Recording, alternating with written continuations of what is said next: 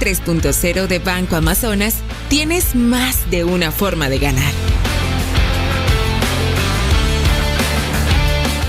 Fin de espacio promocional y publicitario.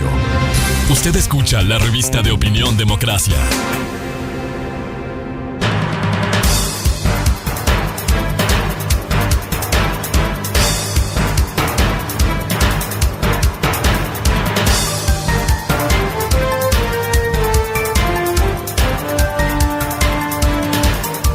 Ocho 24 minutos en el territorio continental ecuatoriano, buscando la verdad y abogando por la unidad nacional en pro de la paz y la seguridad en el Ecuador.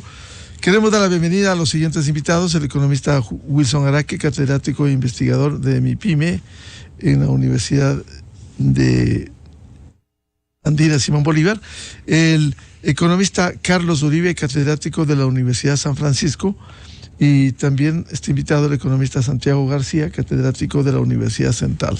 ¿Cómo enfrentar este gran desafío del empleo? Ha sido muy difícil llenar este vacío. Quiero ilustrar con los últimos datos del INE, que da cuenta del desempleo que se ubicó en enero último en el 3.9%, un crecimiento del 0.1%, que estuvo en 3.8% el enero 2023. Igual el tema de la tasa de empleo adecuado, que está ubicado en 34.7%, según los datos estadísticos del INEG, cuyo porcentaje en el 2023 fue de 34.8%, es decir, en este sentido, no hubo mejoras en el empleo pleno durante el último año. Con estas consideraciones, ¿cómo enfrentar este desafío? Mucho se habla en el país la necesidad de la generación de nuevas fuentes de empleo. El gobierno ha dicho que ya se han creado nuevas fuentes de empleo, pero no se ataca el problema estructural de fondo que pudiera ser la seguridad jurídica, la seguridad laboral y la reforma laboral, que es fundamental. Economista Wilson Araque, ¿cómo enfrentar estos desafíos en materia del empleo en el Ecuador? Buen día.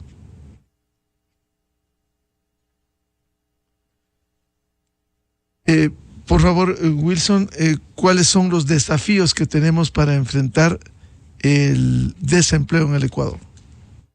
Perfecto. Bueno, buenos días, Miguel, y a todos los radioescuchas de Radio Democracia.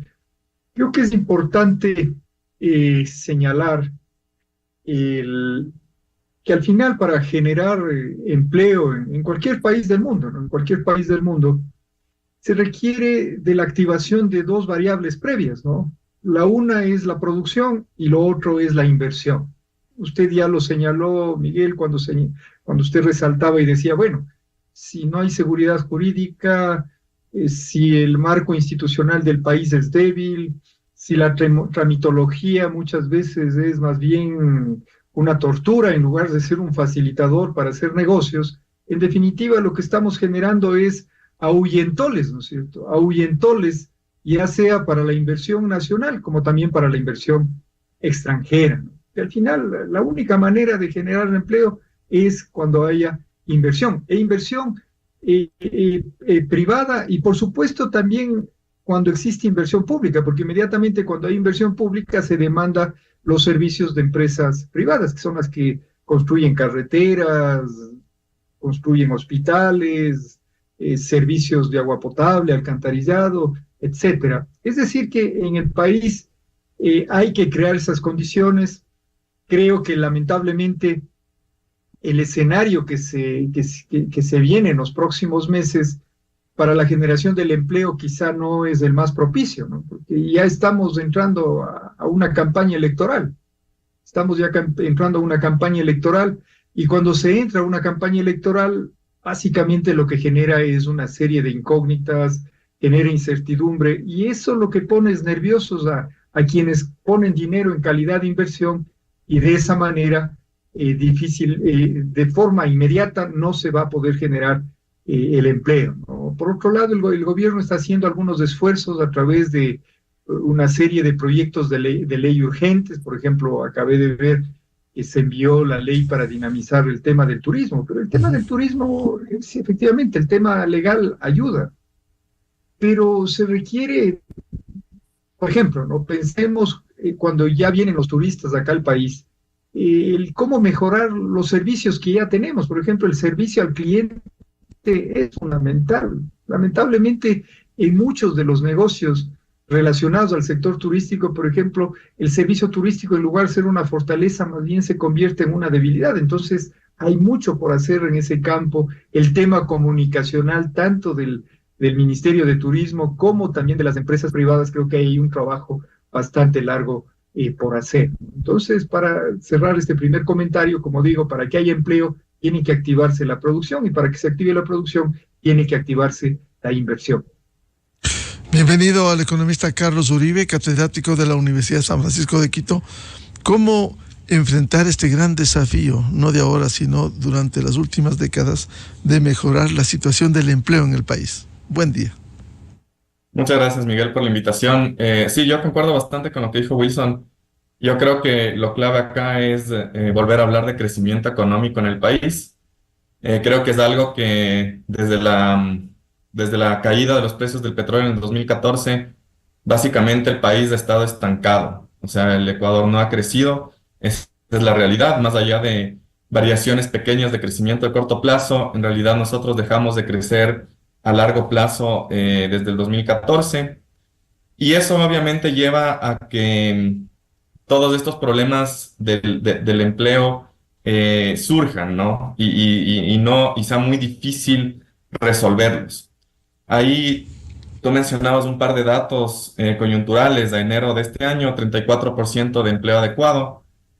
Lo interesante de ver del empleo adecuado es que ese número de 34% básicamente no se ha movido desde el cuarto trimestre del 2020.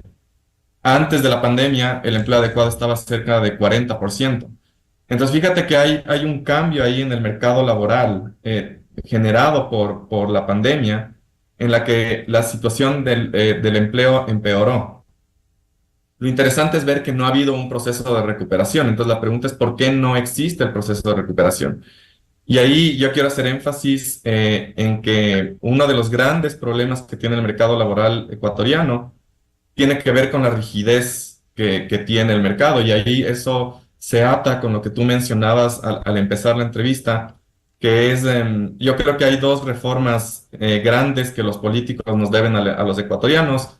Una reforma es la reforma de la seguridad social, y la otra reforma que viene necesariamente atada a la primera es el tema de la reforma laboral. En Ecuador es extremadamente caro formalizar. La formalización es cara y es engorrosa. Entonces yo creo que eso es un tema que el Estado, más que ser un motor del desarrollo, lo que debería hacer es un catalizador de desarrollo a través de reducir trámites engorrosos, de reducir costos de formalización, que más bien podrían ayudar a que el sector privado tome ese rol de dinamizador económico. Y obviamente que el Estado sea, que el sector privado sea el encargado de generar ese empleo. No necesariamente con el motor estatal, porque a veces ya vemos lo que pasa. ¿Qué es lo que ha pasado en el país y qué es lo que estamos viviendo este rato? Que el motor estatal se apagó en el 2014 y básicamente dejamos de crecer. ¿Sí? Y eso yo creo que está ligado al entorno institucional, está ligado a la rigidez del mercado laboral, está ligado a temas de seguridad jurídica, está ahora ligado también a temas de seguridad en general.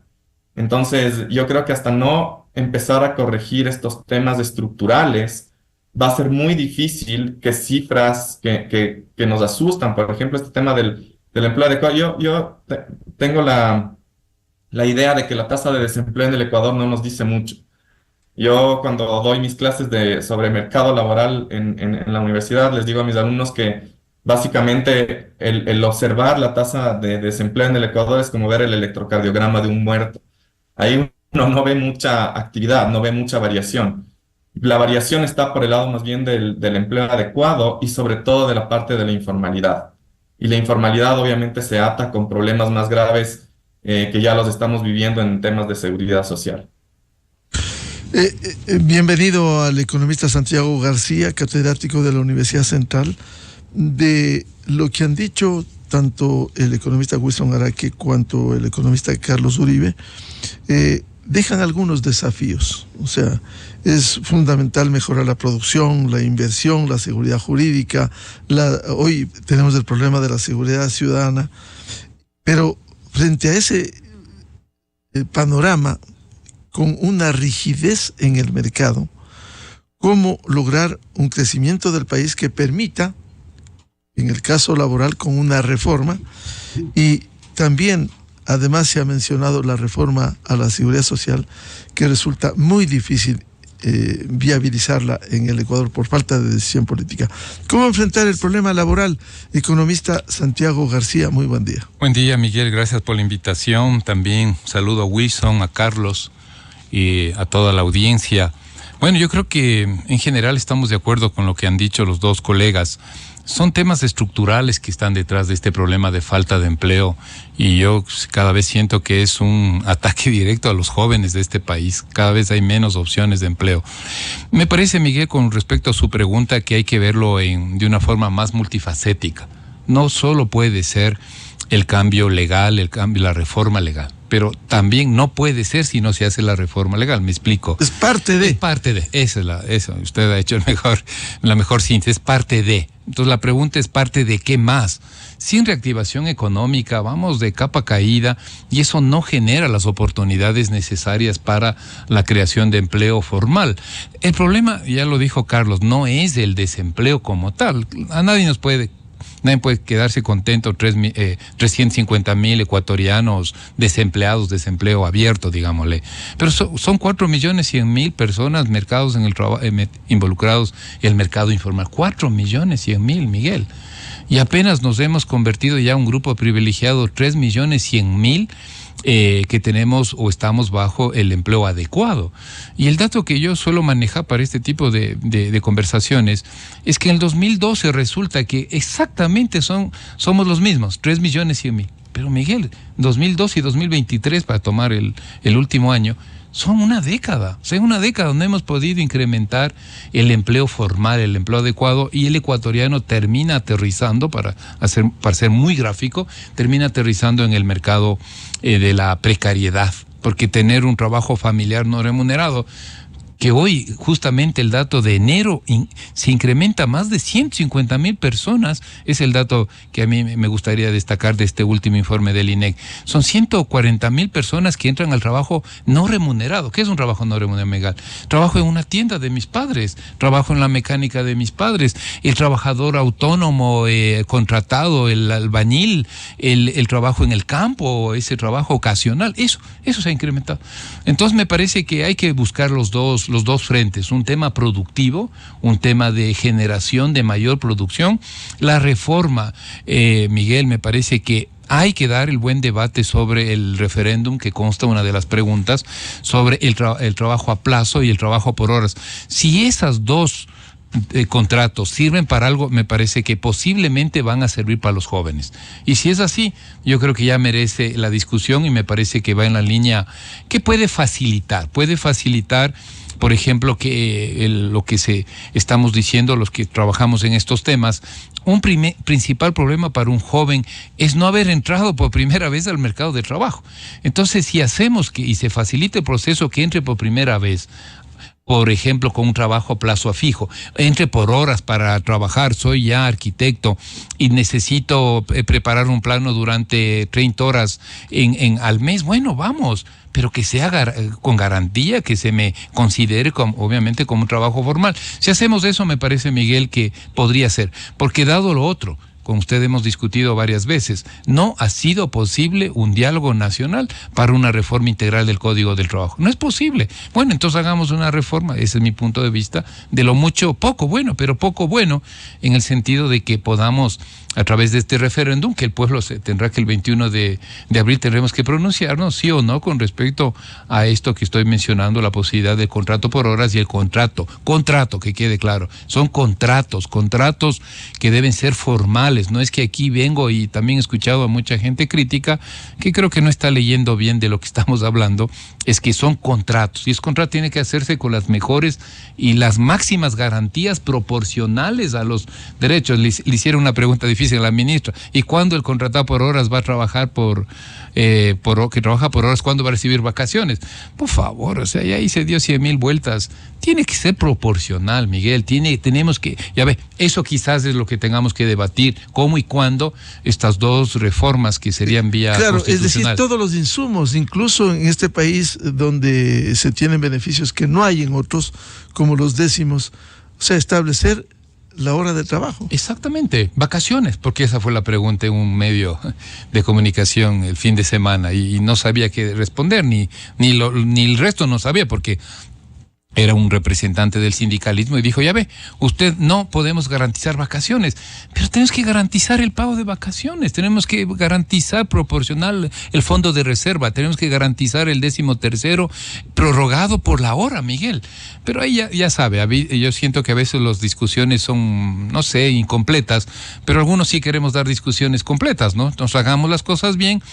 Y ahí hay una disposición en esas preguntas, Miguel, en la consulta y en el referéndum, que el Ministerio de Trabajo será el que legisle la parte secundaria, porque no puede estar en toda la pregunta al pueblo ecuatoriano, todos los detalles.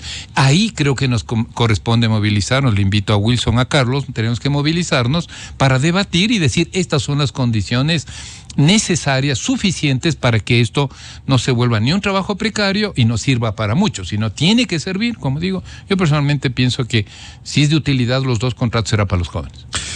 Vuelvo con el economista Wilson Ara, que este tema que ha sido planteado y que les íbamos a formular respecto del desafío. El 21 de abril habrá consulta popular. Uno de los temas que ha propuesto el gobierno se refiere a la incorporación de contratos por horas y a plazo fijo al régimen laboral. Como decía el economista García, ha sido difícil articular una reforma, qué decir, un nuevo código del trabajo que data de 1938. Resulta muy difícil por las posiciones inclaudicables de los diferentes sectores. ¿Cómo enfrentar, Wilson, este tema de la incorporación de contratos por horas y a plazo fijo con la consulta popular del 21 de abril? Bueno, yo creo que al final ustedes quieren es una apertura a esa tan ansiada reforma laboral que por diversas razones en el país no se ha dado, a pesar de que las condiciones del entorno han cambiado, ¿no? Por ejemplo, pensemos ahora, a partir de la pandemia se potenció el teletrabajo, pero aún el teletrabajo no está bien regulado, no está bien normado. Siempre hay un gran desafío. Si hablamos del tema de la digitalización, cada vez entra en debate si los robots empezarán a reemplazar a los trabajadores y con eso, en lugar de generarse fuentes de trabajo, más bien habrán menos fuentes de trabajo. Pero según los expertos a nivel mundial señalan, cuando se hace un análisis de la historia económica del mundo, es que en los diferentes momentos, por ejemplo, cuando se presentó la revolución industrial, cuando empezó ya a aparecer la computadora y se incorporaba a los procesos productivos, había el miedo efectivamente de que iban a desaparecer los puestos de trabajo, pero emergieron nuevos puestos de trabajo. Pero claro, esos nuevos puestos de trabajo requieren de otras capacidades de los trabajadores. Por ejemplo, otro elemento sobre el cual poco se ha debatido y poco se ha hecho es el tema de la capacitación y formación de la mano de obra. Eso es muy importante. Lamentablemente el SECAP, no sé si todavía sigue funcionando, creo que sigue funcionando, pero imagínense en otros países, pensemos en Colombia, que es algo parecido, el SENA, por ejemplo. Usted va a Colombia y el SENA es una institución referente, es una institución que efectivamente prepara a los trabajadores para enfrentar los grandes desafíos. Por ejemplo, ahora el país ha firmado acuerdos comerciales, están ya aprobados los acuerdos comerciales, inclusive con China, con Costa Rica. Como yo digo, efectivamente los acuerdos comerciales es una oportunidad que se abre ahí, pero esa oportunidad se aprovechará solamente si somos capaces de producir para luego eso que producimos sobre la base de la calidad, la productividad, la innovación, puedan ser vendidos en esos mercados. Y claro, para poder vender en esos mercados, se requiere precisamente de que uno de los elementos claves de los procesos de producción es la mano de obra. Es la mano de obra capacitada, formada. Entonces, por ejemplo, en ese campo hay que trabajar. Lamentablemente, la educación técnica en el país, en lugar de haber sido fortalecida en los últimos años, fue duramente golpeada. Por ejemplo, la formación en los colegios técnicos. Porque como ustedes saben, los colegios técnicos lo que hacen es formar bachilleres para que inmediatamente se incorporen a los procesos productivos debidamente formados. Por otro lado, por ejemplo, los institutos técnicos y tecnológicos. Los institutos técnicos y tecnológicos deben ser vistos como un espacio de formación clave para el desarrollo productivo del país. Pero lamentablemente a veces hay la idea equivocada de que si no, los estudiantes no van a la universidad y van a un instituto, es como que fueran estudiantes de segunda, de tercera o de cuarta categoría, cuando no es así. Usted vaya y revise lo que hacen los alemanes. Los alemanes son los campeones mundiales de la certificación laboral por rama industrial. Forman especialistas en esos campos porque saben que para determinadas tareas no es que se necesitan ingenieros, no es que se necesitan doctores, PhDs y demás. Se necesitan quizá esos técnicos, tecnólogos, y que en esos países inclusive están muy bien remunerados. Entonces, otro ámbito sobre el cual también se debe trabajar, se debe, en esto que estamos hablando del mejoramiento del mercado laboral, no solamente es el tema de la cantidad de puestos de trabajo, que por supuesto es una necesidad, pero también lo otro es pensar en los que van a ocupar esos puestos de trabajo, cómo están preparados, cómo están formados, y creo que ahí, para terminar, el sistema educativo, tanto a nivel medio con la educación técnica, como a nivel superior con los institutos técnicos y tecnológicos, por supuesto también las universidades, juegan un rol fundamental para preparar a la mano de obra del futuro, esa mano de obra que requiere saber ya en los procesos productivos leer las máquinas, saber leer la información, los datos, y quizá en este momento esa mano de obra no está debidamente formada y capacitada. ¿Qué piensa el economista Carlos Uribe respecto de este tema? Partiendo de la consulta popular del 21 de abril, en donde se incluye la pregunta sobre la incorporación de contratos por horas y a plazo fijo en el régimen laboral y la necesidad de la capacitación, la educación, especialmente técnica, que ha sido una debilidad en el Ecuador. O sea, sí, yo creo que la pregunta de la consulta es, como dice Santiago, yo creo que es un paso en la dirección correcta en lo poco que se puede hacer dadas las limitaciones políticas que existen y esa resistencia que hay a poder hacer una reforma laboral más estructural. Yo quería darte unos datos interesantes también relacionados con la intervención de Santiago. Santiago decía, es un atentado contra los jóvenes el tema del mercado laboral este rato, y es verdad, o sea, el 80% de jóvenes trabajan en la informalidad. Y todo lo que estamos discutiendo este rato está más ligado, o lo que se nos viene a la cabeza en el momento de la discusión, es la parte de los trabajadores asalariados. Pero dentro del mercado laboral hay un reto que yo creo que es inclusive más grande que la parte de la informalidad en la parte de los trabajadores asalariados, que tiene que ver con los trabajadores independientes. Aquí a veces se dice que el Ecuador es uno de los países con más emprendedores en el mundo. Y uno de los problemas serios que tiene el Ecuador es que este emprendimiento es un emprendimiento de subsistencia. Muchas veces la gente que emprende un negocio nuevo no es porque esté innovando o porque esté sacando un producto totalmente nuevo al mercado. Tiene una necesidad de sobrevivencia. Exactamente, probablemente perdió su trabajo y entonces tiene que generar un empleo de alguna manera. Y empiezan a salir ahora ya no solo la informalidad del trabajador per se, sino también la informalidad del negocio. Y entonces empiezan a surgir todas estas empresas informales, empresas pequeñitas, ¿no es cierto?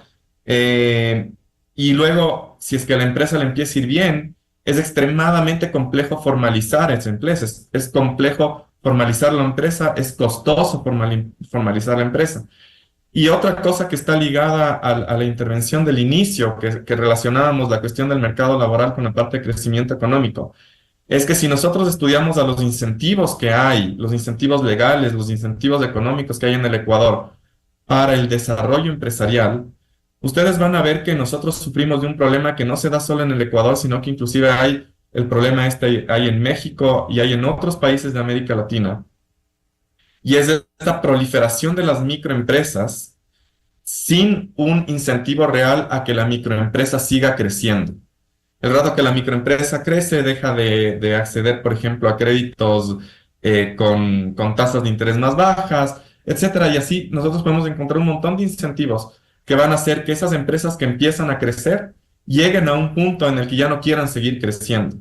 Entonces, si esas empresas no siguen creciendo, es muy difícil que esas empresas empiecen a generar nuevo empleo. Entonces, hay que pensar también la manera en la que, sí, atado a la cuestión, porque yo creo que lo que mencionaba Wilson es importantísimo. La educación es un tema clave, no satanizar la educación técnica, pero además también que ya desde el punto de vista de los empresarios, desde la empresa privada se empiece a valorar más la innovación que puede venir también de la mano de la parte educativa, de la parte de la automatización, etcétera, etcétera. Entonces yo creo que todos estos temas, todos estos elementos pueden hacer que el Ecuador empiece a generar crecimiento económico y atado de este crecimiento económico se pueda empezar a generar empleo. Pero también tenemos que tener en cuenta, una de las cosas que decía Santiago, de caminar en la dirección correcta en tema de la reforma laboral. Sí, pero también es extremadamente costoso despedir trabajadores en el Ecuador y es parte de lo que hace que el mercado laboral sea tan rígido. Entonces hay que ya empezar a poner todos estos temas sobre la mesa y a tener una discusión más fuerte sobre el tema, de tal manera que podamos llegar a acuerdos. Es importantísimo llegar a acuerdos en este punto. Yo creo que estamos en un punto de inflexión histórico en el país, en el que si no nos empezamos a poner de acuerdo, va a ser muy difícil que logramos resolver todos los problemas que se han venido acumulando a lo largo de los últimos 30 años. Efectivamente, economista Santiago García, esto es importante, lograr acuerdos. ¿Por qué no se puede llegar a consensos, acuerdos frente a un marco laboral rígido? Y podemos citar no solo lo que decía Wilson Araque y Carlos Uribe, el tema de la rigidez, la necesidad de la capacitación, la educación. Hay otros temas adicionales que no hay poder humano que permita llegar a un acuerdo en beneficio de los trabajadores.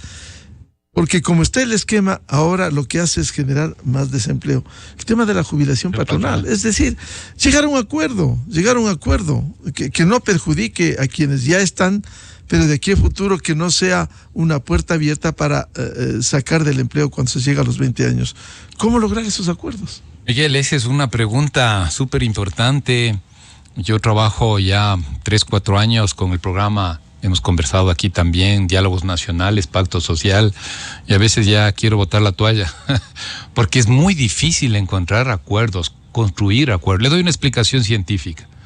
Yo creo que viene por el lado cultural, viene por el lado sociológico, en donde no valoramos la diversidad, sino que no encontramos el provecho de la diversidad y nos centramos en las diferencias. Si usted le siente este rato a un sindicalista, él defiende a capa y espada la posición sindicalista.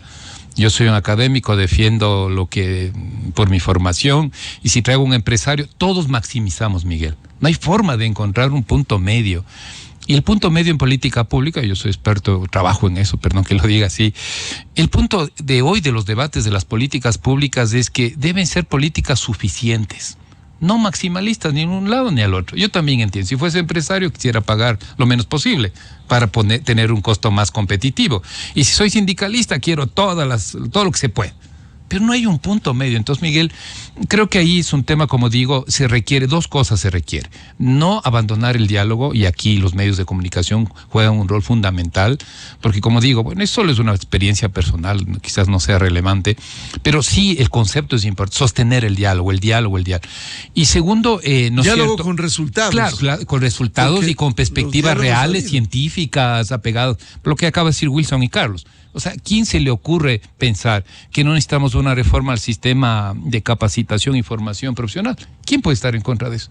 Pero también tiene que ser con resultados y una perspectiva concreta, porque si no se queda en teoría. Y el otro con planes, políticas, estrategias, metas. Exactamente. Y el otro, Miguel, que yo suelo comentar, y gracias por la pregunta con respecto al diálogo y a los consensos, es que mientras la sociedad no seamos fuertes, no nos respetan los políticos.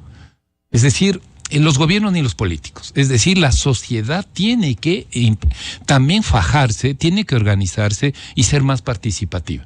Porque si no, no avanzamos. Porque aquí se ha creído que la política pública y los gobiernos no resuelven los problemas. Claro. Y entonces no es así. Y esperar que los políticos resuelvan. Ellos están en otro andarivel, viven en otro país. Yo me pongo los zapatos del presidente Noboa, por ejemplo. Así hay mil cosas como presidente, o el presidente de la Asamblea, o el alcalde de Quito. Usted tiene, hoy ya hubo un accidente en una de nuestras principales. Esos son los problemas que seguramente le toca enfrentar al alcalde. En fin, etcétera, etcétera. Pero lo que tenemos que aprender es a que la sociedad sea fuerte, pero con diálogo, con propuesta, ¿no? En fin, yo sé que son temas que no son fáciles de tratar y la gente también se pierde en algún momento, pero creo que sí hay que plantearse. Mucha ideología, Miguel. La ideología nos marca, decimos los académicos, nos marca el futuro. Usted y yo, todos tenemos ideología, una forma de ver. Pero el día a día tengo que resolver. Hay que ser pragmáticos. O sea, pragmático, con contenido ideológico, pero que me permita caminar. Si me anclo a la visión de largo plazo. Todos queremos una sociedad extremadamente justa, todos queremos. Pero hay que construir el día a día. Los Eso dogmas no solucionan los problemas. Exactamente. Yo quería comentar algo, Miguel, porque permítame, hicimos un rápido estudio, ya lo estamos publicando en este momento. Y 4 millones de ecuatorianos son jóvenes, entre 15 y 29 años, según la ley. Porque yo también me creo joven, pero sí, la ley dice de 15 a 29 años. Miguel, 4 millones, para tomar nota del dato, 4 millones. Aproximadamente 1.200.000 ya está trabajando de esos jóvenes. Ese es el dato del INEC. Y esto es un estudio de una fundación española, Ayuda en Acción, que lo hemos retomado algunos académicos. Pero exactamente hay 3 millones de jóvenes, de esos 4, 3 millones, que ya están trabajando, pero buscan mejorar ese trabajo, y hay otro grupo que están estudiando y que quieren trabajar. Conclusión, para los próximos años necesitamos 3 millones de empleos para esos 3 millones de jóvenes que ya laboran y quieren buscar trabajo, o que ya en los próximos años van a buscar trabajo. ¿Qué le parece, Miguel? 3 millones, ¿qué hacemos? Eso es exactamente el número de empleos que lo comenté, de los empleos adecuados hoy o existentes hoy. O sea, necesitamos el doble de empleo. Pregunta ahí, ¿cuál es la forma de generar 3 millones de empleo en el Ecuador en los próximos 5 años? Yo no veo otra que sea la producción. Y ahí el crédito, Wilson es experto, dirige, ¿no es cierto?, la red financiera, trabajamos en estos temas.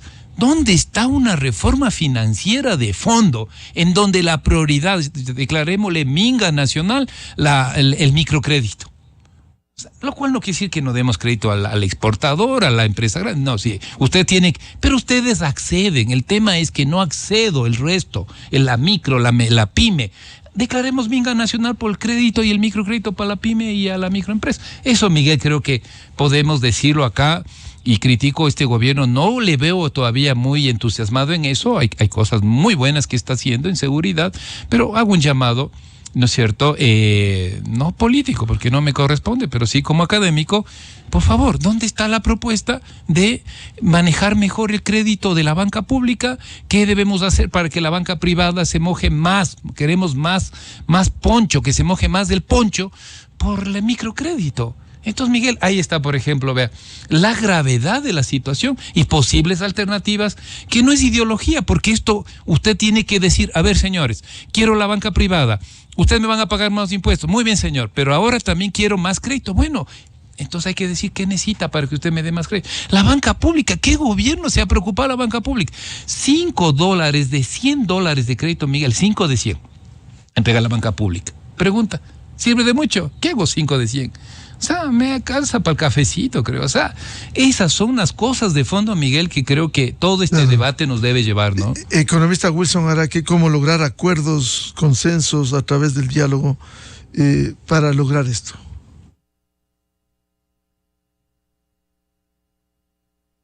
Creo que es importante lo que acaba de señalar Santiago, en el sentido de que al final lo que deberían primar son los intereses del país, ¿no? Y no intereses de determinados sectores, en donde efectivamente cada uno, el momento de los ejercicios de diálogo, de negociación, como comúnmente se dice, jala su molino, es decir, jala a su lado y muchas veces tienen una posición casi inamovible, ¿no? Cuando a la larga se deberían llegar a acuerdos, sobre todo pensando en el país. Un país que, por ejemplo, pensemos en el tema de la seguridad, ya que al final algo también lo resaltó Santiago. El tema de la seguridad, al final también, o sea, la temperatura se elevó tanto que el 9 de enero, cuando se tomaron un canal de televisión, uno de los grupos que sembraban terror, o siguen sembrando terror en el país, inmediatamente ahí nos dimos cuenta, no nos dimos cuenta, sino que el gobierno tomó medidas mucho más duras por la temperatura elevada. El ejército, la policía, cada vez están buscando equipar más a esos sectores, que está bien, porque la temperatura se elevó. Pero la causa principal, es decir, lo que estamos atacando es los síntomas, que por la temperatura elevada está bien. Pero la causa principal es el tema del tejido social. Un tejido social que ya desde antes de la pandemia venía ya golpeado. Vino la pandemia y a ese tejido social le revolcó, ¿sí? Y le golpeó mucho más. Entonces ese tejido social, para que se recupere, ¿no es cierto?, para de a poco ir mejorando su condición, para que en ese tejido social efectivamente, ya Santiago nos daba cifras, emerjan esas oportunidades, sobre todo oportunidades de empleo. Es fundamental también trabajar, ¿no es cierto?, desde el lado de la política pública, además de equipar a la policía, al ejército, en la parte social, en la parte productiva, para que efectivamente surjan nuevas oportunidades de empleo. En la parte social, por ejemplo, veía hace un momento un reportaje de Esmeraldas, que en este momento está duramente afectada por el fenómeno del Niño, y salía una de sus autoridades locales y decía, pero claro, ni siquiera tenemos buen alcantarillado, el agua potable llega a cuentagotas y demás. Entonces, por ejemplo, en esos territorios en donde las oportunidades de empleo nos llegan, en esos territorios en donde las personas están caminando junto a las aguas servidas, en esos territorios en donde las escuelas probablemente se están derrumbando por la falta de atención, ahí efectivamente las bandas delincuenciales encuentran el terreno fértil para a esos más jóvenes, convencerles para que engrosen esas filas, debido a que la sociedad buena, se podría decir, no le da oportunidades. Entonces yo creo que en ese campo, y ahí el empleo, que es el tema central de esta entrevista, juega un rol fundamental, que es lo que lo han hecho ya los otros países, como siempre se pone el ejemplo de Medellín. O sea, Medellín cuando uno analiza el caso, no es que sacaron solamente a la policía, al ejército y demás, sino que trabajaron a la par, es decir, de manera paralela, trabajaron también en la parte social, en la parte productiva, para que a partir de ahí, ¿no es cierto?, se vayan generando oportunidades, y el momento en que se generan oportunidades, ¿qué es lo que se logra? Se logra mejorar el bienestar de una sociedad, ¿no es cierto?, de una población que vuelvo a señalar, porque la pandemia es un punto de inflexión para el mundo muy importante. La pandemia potenció lo que quizá ya venía complicado, pero con eso se disparó. Entonces ahora el proceso de recuperación se vuelve también más complejo, más duro, y creo que ahí lo que estamos conversando en este momento, de cómo generar oportunidades de empleo, resulta fundamental. Y ahí la clave es no solamente quedarnos en el debate, en la reflexión, sino cómo tanto desde el lado público como desde el lado privado realmente se pueden generar esas nuevas oportunidades de empleo para el país. Economista Carlos Uribe, ¿cómo lograr acuerdos, consensos a través del diálogo? Y también quisiera añadir esto que cita Wilson Jaraqui a propósito de lo que vivimos por el invierno y lo de Esmeraldas. Déjeme decirle, siempre pongo el ejemplo, es una ineptitud de los gobiernos locales. ¿Qué tiene Esmeraldas? Tiene, para citar el ejemplo que da Wilson, tiene la fuente de recurso hídrico en San Mateo. Hace 6 años tendieron la tubería hasta Muisne. Es decir, allí está la inversión del Estado, del gobierno local, pero no hay agua, no hay alcantarillado. ¿Eso no es una ineptitud en la gestión de los gobiernos locales, Carlos? Sí, Miguel. A ver, yo creo que en la parte del diálogo, lo primero que se necesita es apertura de lado y lado. Yo creo que eso es lo que este rato está faltando. Creo que cada grupo defiende su posición, cueste lo que cueste, y eso nos ha llevado a no tener un encuentro en el que podamos realmente conversar y empezar a encontrar soluciones. Entonces, fíjate que mucha de la política laboral en el Ecuador se ha generado a partir de la presión que generan los grupos sindicalistas. Y había un artículo del Comercio de hace 2 años más o menos que decía que solo 3 de cada 100 obreros que trabajan pertenecen a un sindicato. Entonces eso quiere decir que el 3% de los empleados formales son los que terminan definiendo qué se hace y qué no se hace en términos de materia laboral. Eso no puede seguir pasando. O sea, ¿dónde están, por ejemplo, los representantes de los jóvenes, de ese 80% de jóvenes que no tiene acceso a un trabajo formal? Entonces se necesita tener esa presencia también en las mesas de discusión, porque si no se termina haciendo toda la política laboral solo desde el punto de vista de la gente que ya tiene trabajo. Y obviamente la gente que ya tiene trabajo va a querer más prestaciones, etcétera, etcétera. Entonces hay que tratar de incorporar estas personas que ahorita están excluidas, hay que meterlas en el diálogo y hay que empezar a escucharles y a oírles.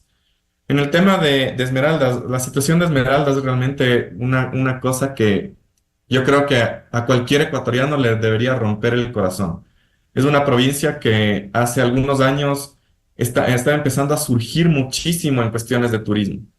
La forma como llegó a crecer, por ejemplo, Tonsupa, es una cosa impresionante y es un proceso de crecimiento que se vio totalmente acabado a partir de todo el problema que surge por la cuestión de las bandas delincuenciales.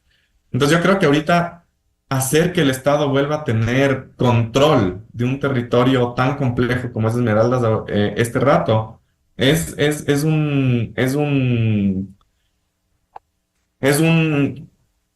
¿cuál es la palabra? Un reto importantísimo que hay que tratar de resolver. Ahora, claro, tú mencionas la cuestión de los gobiernos seccionales, pero también recuerda, yo no sé ahorita cómo va el retraso de los pagos del gobierno central a los hay retraso. Pero también tiene que haber, como decía también Wilson, el caso de Medellín, un acompañamiento de gremios productivos, trabajadores, gobierno local. El éxito en Medellín fue de todos ellos, liderazgo del alcalde, de los empresarios, es decir, del sector textil, es decir, de todos. Sí, creo que lo que tiene que haber, Wilson, es básicamente resolver el problema de la corrupción. Es que un montón de recursos que finalmente llegan se terminan en manos privadas por cuestiones de corrupción. Entonces, eso es algo también que es un reto importantísimo para todo el Ecuador. Hay que enfrentarlo. Eso hay que enfrentarlo, exactamente. Santiago García, a ver, este tema usted llamó a los acuerdos, a los diálogos del consenso, pero también gestión administrativa, involucramiento de todos los sectores. De acuerdo, sí. Yo creo que ese ha sido el mensaje hoy, gracias a Wilson y a Carlos. Creo que estamos de acuerdo en gran parte de lo que hay que hacer por el empleo, por la reforma educativa, en fin. El diálogo tiene que ser el mecanismo. Miguel, solo añado una cosita más ahí. El diálogo, aunque usted ya lo comentó, los diálogos tienen que hacerse con agendas, porque si no se vuelve un diálogo entre compadres, amigos y puede ser que no estemos de acuerdo, ¿sí? Agendas, ¿qué agenda? Y esta agenda, agendas y metas. Exactamente. Una agenda para mí es eso, ¿no? Una agenda es con una meta, con qué pero también, Miguel, con qué responsabilidades. En Medellín había una agenda. Hoy Medellín, rápidamente cuento, es el único municipio, porque es el gobierno local de Medellín, en América Latina, que tiene un plan decenal para la economía popular solidaria. ¿Dónde? Aquí ni siquiera en sueños estamos pensando en un plan decenal de desarrollo de la economía pequeña y familiar, etcétera. En fin. Y lo otro, me parece, Miguel, quisiera dar el último mensaje, quizás, además, obviamente que se requiere organización, fuerza en los organismos locales. Demos un paso con esta consulta del referéndum en la pregunta que nos ha traído hoy en la mañana. Me parece que hay que dar ese paso por el contrato por horas y el contrato a plazo en beneficio de los jóvenes, lo cual no quiere decir que sea un cheque en blanco, sino que inmediatamente tenemos que trabajar en la legislación secundaria para que eso no sea obviamente nadie quiere precarización, sino ser una oportunidad. Y creo que hay condiciones, si es que podemos llevar una buena agenda, como lo hemos conversado en la mañana, creo que podría ser favorable para que esta reforma, que es un referéndum, porque es cambio constitucional y una parte legal, pues sea lo que estoy yo hablando de los 4 millones de jóvenes que existen en este país. Pensar en los jóvenes y pensar en quienes están en la informalidad, no solo los que no hay que tocar los derechos que ya tienen, sino pensar en los que no tienen ningún derecho. Muchas gracias por el aporte y seguiremos hablando al economista Wilson Araque, al economista Carlos Uribe y al economista Santiago García por aportar al debate sobre el empleo en el Ecuador. Muy amables, muy buen día. Muchas gracias, Miguel. Gracias. Con esto cerramos la revista de Opinión Democracia. Les recomendamos ya bien en Exa FM el show de la papaya, y a los miles de seguidores de la revista de Opinión Democracia muy gentiles, un feliz martes a todos. Muy buen día. La revista de Opinión Democracia, buscando la verdad en todas partes. Inicio de espacio promocional y publicitario. Ya vengo, amor. ¿A dónde vas? Al banco, que tenía que hacer un depósito hasta hoy y me olvidé. Haz una transferencia desde tu banca móvil. Es tan fácil y mejor. Así podemos ver nuestra serie. Cierto, solo faltan 2 capítulos. Descarga Banca Móvil de Banco Pichincha. Y ten tiempo para más. Banco Pichincha, en confianza.